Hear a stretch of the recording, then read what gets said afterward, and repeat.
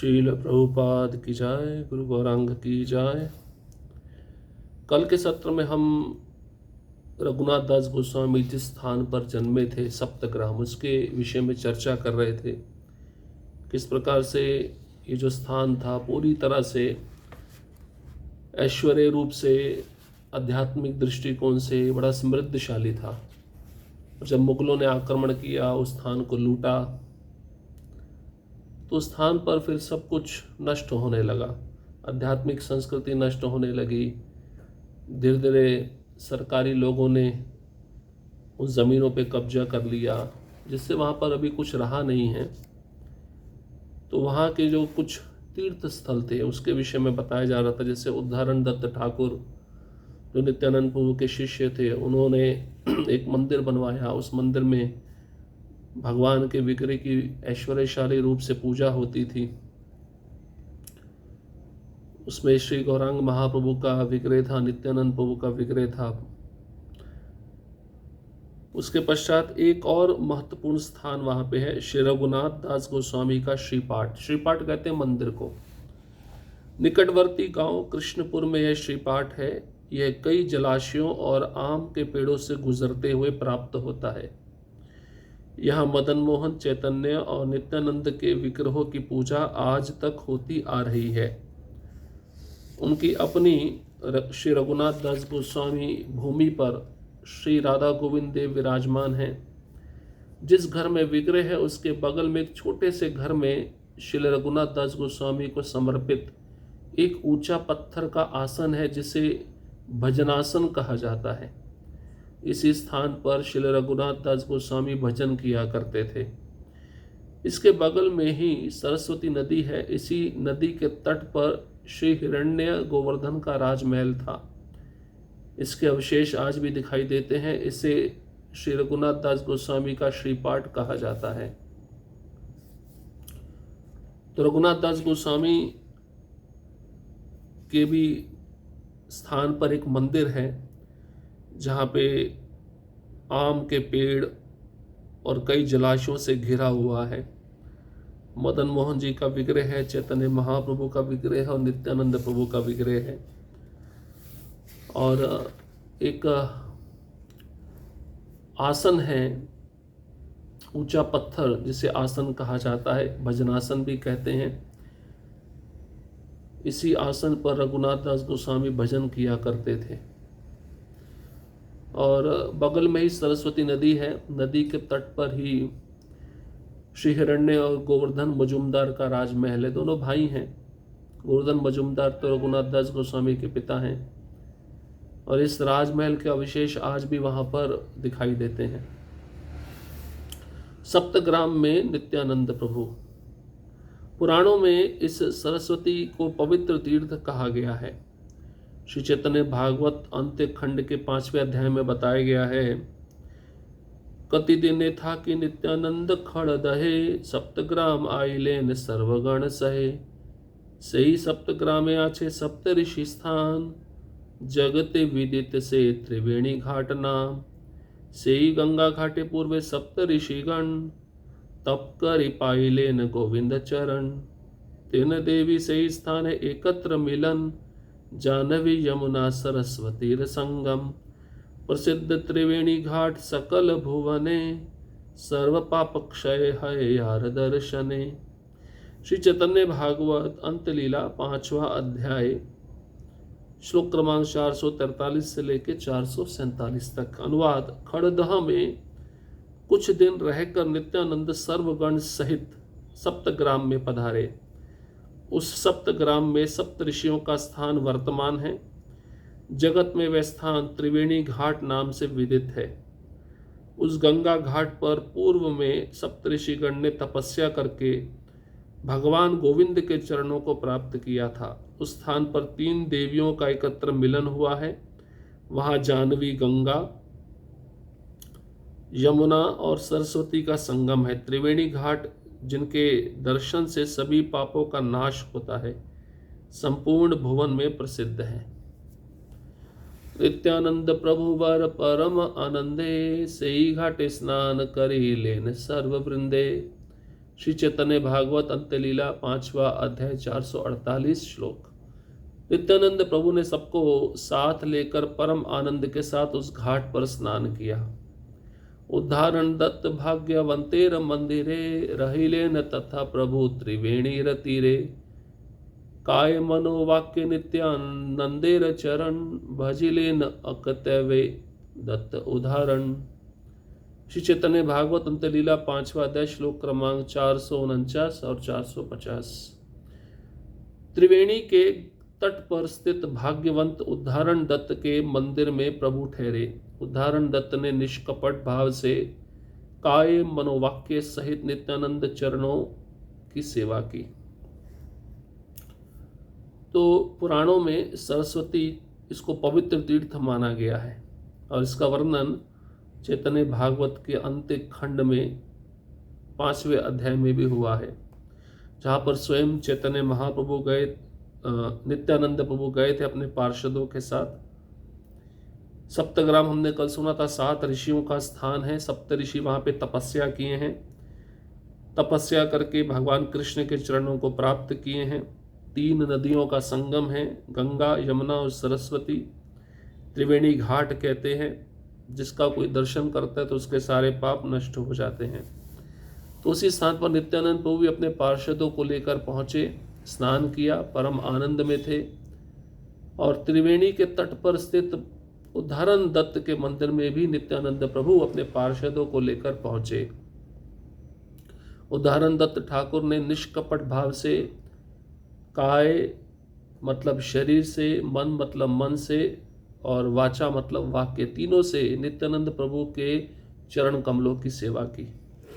जिन्हें नित्यानंद स्वरूप की सेवा करने का अधिकार प्राप्त हुआ, उन उद्धारण दत्त के भाग्य के बारे में क्या कहना। जन्म जन्म में नित्यानंद स्वरूप उनके ईश्वर हैं, जन्म जन्म में उद्धारण भी उनके किंकर हैं। जितने भी वणिक कुल थे सब उद्धारण दत्त ठाकुर के कारण पवित्र हो गए, इसमें कोई संदेह नहीं है। वणिक जनों का उद्धार करने के लिए नित्यानंद का अवतार हुआ है। नित्यानंद प्रभु ने वणिक जनों को प्रेम भक्ति का अधिकार प्रदान किया। सप्तग्राम में सब वणिकों के घर घर में नित्यानंद प्रभु स्वयं कीर्तन सहित विहार करने लगे। सब वणिकों ने नित्यानंद के चरणों में शरण लेकर सर्वतोभाव से उनकी सेवा की। सभी वणिकों का कृष्णव जन देख कर संपूर्ण जगत मन में चमत्कार का अनुभव करने लगा। अधम मूर्ख वणिकों का जिन्होंने उद्धार किया, उन नित्यानंद प्रभु की महिमा अपरंपार है। इस प्रकार नित्यानंद प्रभु ने सप्तग्राम में संकीर्तन किया। चारों ओर का परिवेश हरि संकीर्तनमय हो उठा। प्रत्येक घर में, प्रत्येक नगर में नित्यानंद प्रभु ने कीर्तन किया। नित्यानंद स्वरूप का आवेश देखकर जगत में ऐसा कोई नहीं था जो विभल ना हुआ हो। दूसरों का क्या कहना, विष्णुद्रोही यवनों ने भी उनके चरणों में शरण ग्रहण की। यवनों के नेत्रों में प्रेम धाराएं देखकर ब्राह्मण भी अपने आप को धिक्कारने लगे। उस नित्यानंद प्रभु की जय हो। तो नित्यानंद प्रभु जब उस स्थान पर पहुंचे तो उन्होंने क्या चमत्कार किया। उद्धारण दत्त ठाकुर स्वयं एक वणिक समुदाय से आते थे। वणिक समुदाय के जितने लोग थे उनको कृष्ण प्रेम प्रदान किया नित्यानंद प्रभु ने, उनको प्रेम भक्ति प्रदान की। सप्तग्राम में जितने भी वणिकों के घर थे, वणिक कहते हैं व्यापारी, जो बड़े धनवान कुल के होते हैं, घर घर में जाकर नित्यानंद प्रभु ने उनके कीर्तन किया। सब वणिक नित्यानंद प्रभु के चरण कमलों का शरण लेकर उनकी सेवा करने लगे। जो अधम मूर्ख वणिक थे, जिनका नित्यानंद प्रभु ने उद्धार किया, ऐसे नित्यानंद प्रभु की महिमा अपरंपार है। तो इस प्रकार से नित्यानंद प्रभु ने सप्तग्राम में संकीर्तन किया। चारों ओर हरिनाम संकीर्तन का माहौल बन गया, वातावरण निर्माण हो गया। और जब वणिकों को प्रेम प्रदान किया, उनकी आंखों में आंसू बह रहे थे, यहाँ तक कि जो अधम जीव थे उनकी आंखों में भी आंसू बह रहे थे भगवान के प्रेम के कारण। तो जो ब्राह्मण लोग थे वह अपने को धिक्कारने लगे, क्योंकि उनकी आंखों में प्रेम के आंसू नहीं बह रहे थे। तो वह ब्राह्मण भी नित्यानंद प्रभु का गुणगान करने लगे। वंश परिचय। अब रघुनाथ दास गोस्वामी का वंश परिचय क्या है? सप्तग्राम के पास श्री कृष्णपुर में एक शक्तिशाली और समृद्ध कायस्थ और कुलीन परिवार का उदय हुआ। इस परिवार में हिरण्यदास और गोवर्धन दास नाम के दो भाई पैदा हुए। मजुमदार उनकी उपाधि थी। मुस्लिम काल में राजस्व लेखाकार को मजुमदार कहा जाता था। हिरण्य मजुमदार और गोवर्धन मजुमदार जल्द ही राज्य में समझदार हो गए। हिरण्य मजुमदार और गोवर्धन मजुमदार ने यह सोचकर कि मुसलमानों का उत्पीड़न हिंदुओं के लिए बड़े कष्ट का कारण है, उन्होंने मुस्लिम शासक को विदा कर दोनों भाई सप्तग्राम से शासन करने लगे। उनकी वार्षिक आय 20 लाख रुपए थी। सरकार को 12 करोड़ रुपए देने पड़ते थे। बाकी पैसा उनका लाभांश होता। उस समय 1 रुपए में 8 मन चावल मिलता था। हिरण्य मजुमदार और गोवर्धन मजुमदार अत्यधिक धन के स्वामी होने के कारण अच्छे कार्यों के प्रति समर्पित थे। श्री विष्णु प्रिया के पिता श्री सनातन मिश्र हिरण्य मजुमदार और गोवर्धन मजुमदार के गुरुदेव थे। अब सप्तग्राम के पास में ही एक स्थान है जिसका नाम है श्री कृष्णपुर, और वहाँ पर समृद्ध कायस्थ और कुलीन परिवार रहता था। और इस परिवार में हिरण्यदास और गोवर्धन मजुमदार दो भाई पैदा हुए। मजुमदार इनकी उपाधि थी। मजुमदार क्यों बोला जाता था? उस समय मुस्लिमों का शासन हुआ करता था। उस मुस्लिम शासन काल में जो राजस्व लेखाकार होते थे, मतलब टैक्स लेना है तो किसने कितना टैक्स दिया, लिखा पड़ी टैक्स की, तो ये मजुमदार करते थे। तो इसलिए इनको ये सेवा दी गई थी, इसलिए मजुमदार कहलाते थे। ये बड़े समझदार थे। और आप सोचिए उस समय इनके पास कितना धन होता होगा। वार्षिक आय 20 लाख रुपए थी। साल की जो उनके पास इनकम थी, साल का जो पैसा था वो 20 लाख रुपए होता था उस समय। आज से 500 वर्ष पूर्व, 450 वर्ष पूर्व। बाकी पैसा उनका लाभांश होता था, मतलब लाभ मतलब प्रॉफिट। अब उन्होंने जो टैक्स इकट्ठा किया वह सरकार को देते थे, उसमें से जो प्रॉफिट होता था उनको मिल जाता था। अब आप सोचिए अगर साल का 20 लाख रुपए कमा रहे हैं तो टैक्स भी तो सरकार को कितना देना पड़ता होगा इकट्ठा करके। 12 करोड़ रुपए देने पड़ते थे उस समय, 12 करोड़ साल के। और प्रॉफिट बचता था 20 लाख, और 20 लाख इनको मिलता था।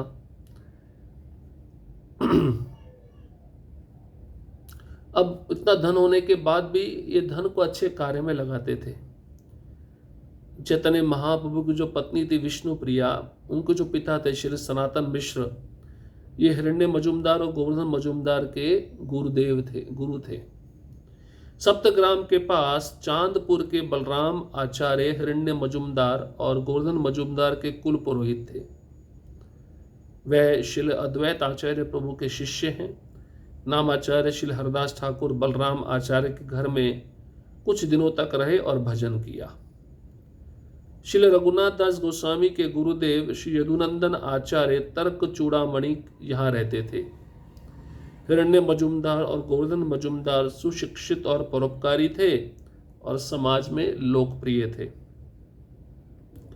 संगीत माधव नाटक में लिखा है, पाताले वासुकी वक्ता स्वर्ग वक्ता बृहस्पति, गौड़े गोवर्धनो दाता खंडे दामोदर कवि।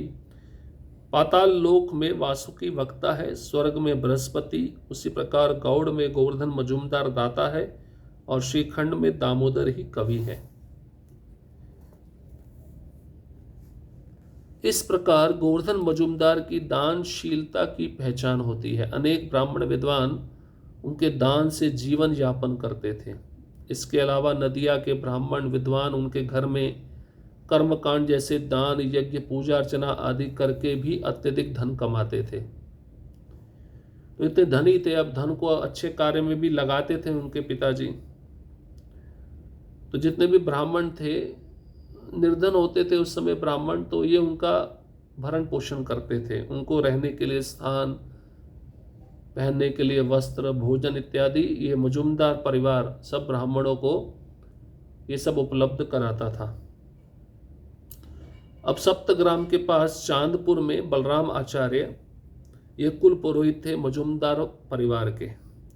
ये अद्वैत आचार्य के शिष्य थे और नामाचार्य हरदास ठाकुर बलराम आचार्य के घर में आकर कुछ दिन रहते थे और भजन करते थे। रघुनाथ दास गोस्वामी के जो गुरुदेव थे उनका नाम था श्री यदुनंदन आचार्य, ये तर्क चूड़ामणि कहलाते थे। हिरण्य मजुमदार और गोवर्धन मजुमदार दोनों पढ़े लिखे थे, सुशिक्षित थे और परोपकारी भी थे और समाज में उनकी बड़ी लोकप्रियता थी। क्यों? क्योंकि मदद करते थे गरीबों को। अब कई ब्राह्मण इनके घर में आकर कर्मकांड जैसा विधि करके जाते थे, दान, यज्ञ, पूजा अर्चना। ब्राह्मण लोग इनके द्वारा भी बहुत सारा धन कमा लेते थे। श्री चैतन्य चरितामृत का मध्य लीला 16वां अध्याय। सप्तग्राम के निवासी हिरण्य तथा गोवर्धन नामक दोनों भाई अत्यंत ऐश्वर्यवान तथा वदान्य थे। वे सदाचारी और ब्राह्मण संस्कृति को समर्पित थे। वे सम्मानीय कुलीन परिवार के थे और धार्मिकों में उनका प्रमुख स्थान था। नदिया के रहने वाले प्रायः सारे ब्राह्मण हिरण्य तथा गोवर्धन के दान पर आश्रित थे, क्योंकि वे उन्हें धन, भूमि तथा गांव देते थे। तो चैतन्य चरितामृत के मध्य लीला के 16वें अध्याय में भी ऐसा लिखा गया है। सप्तग्राम में दोनों भाई रहते थे, हिरण्य और गोवर्धन मजुमदार। ऐश्वर्यवान थे, धन की कोई कमी नहीं थी, वदान्य भी थे, दान भी देते थे और सदाचारी और ब्राह्मण संस्कृति को समर्पित थे। नदिया में जितने भी ब्राह्मण रहते थे ये हिरण्य मजुमदार और गोवर्धन मजुमदार के दान पर आश्रित थे, क्योंकि दोनों भाई मिलकर ब्राह्मणों को धन भी देते थे, रहने के लिए भूमि भी देते थे और गांव भी देते थे। इतना धन था इनके पास में। यद्यपि हिरण्य और गोवर्धन मजुमदार बहुत धनी थे, वे प्रतिभाशाली विद्वान थे और दूसरों की विद्वत्ता का सम्मान करते थे। श्रीमन महाप्रभु के समय में नवद्वीप एक समृद्ध और समृद्ध शहर था और हिरण्य और गोवर्धन मजुमदार के संरक्षण में विद्वान ब्राह्मण समुदाय का घर था। हिरण्य तथा गोवर्धन मजुमदार द्वारा दिए गए धन से उस ब्राह्मण समुदाय का पालन पोषण होता था तथा वे अध्यापन तथा जीवन यापन करते थे। मजुमदार बंधु ब्राह्मणों का बहुत सम्मान करते थे और उन्हें खुली छूट देना जीवन का व्रत मानते थे। सप्तग्राम के कृष्णपुर में श्री रघुनाथ दास गोस्वामी का, शंख नगर में श्री रघुनाथ दास गोस्वामी जी के कुल के चाचा श्रीमन महाप्रभु के भक्त कालिदास जी का, चांदपुर में श्री रघुनाथ दास गोस्वामी के कुल पुरोहित श्री बलराम आचार्य का और कुल गुरु श्री यदुनंदन आचार्य का निवास था। श्री यदुनंदन आचार्य श्री अद्वैत आचार्य प्रभु के अंतरंग शिष्य थे। श्री चैतन्य महाप्रभु जी इन्हें अपने प्राणों से भी अधिक प्रिय मानते थे। श्री वासुदेव दत्त ठाकुर जी के भी ये विशेष कृपा पात्र थे। तो ये दोनों भाई बड़े प्रतिभाशाली विद्वान थे, धनी भी थे, दूसरों की विद्वत्ता का सम्मान भी करते थे। चैतन्य महाप्रभु के समय नवद्वीप एक समृद्ध शहर था और दोनों भाइयों के संरक्षण में विद्वान ब्राह्मण समुदाय रहते थे और इन दोनों भाइयों के द्वारा दिए गए धन से ही ब्राह्मण समुदाय का पालन पोषण होता था। सप्तग्राम के कृष्णपुर में ही रघुनाथ दास गोस्वामी का, शंखनगर में रघुनाथ दास गोस्वामी जी के कुल के चाचा श्रीमन महाप्रभु के भक्त कालिदास जी का और चांदपुर में ही श्री रघुनाथ दास गोस्वामी के कुल पुरोहित श्री बलराम आचार्य का और कुल गुरु श्री यदुनंदन आचार्य का निवास स्थान था। यदुनंदन आचार्य अद्वैत आचार्य प्रभु के अंतरंग शिष्य थे। चैतन्य महाप्रभु यदुनंदन आचार्य को अपने प्राणों से भी अधिक प्रिय मानते थे और वासुदेव दत्त से भी ये कृपा प्राप्त कर चुके थे। कौन? यदुनंदन आचार्य। इस प्रकार से रघुनाथ दास गोस्वामी का वंश परिचय था। हरे कृष्णा कृष्ण कृष्णा हरे हरे, हरे राम राम राम हरे हरे। श्रील प्रभुपाद की जय, गुरु गौरांग की जय।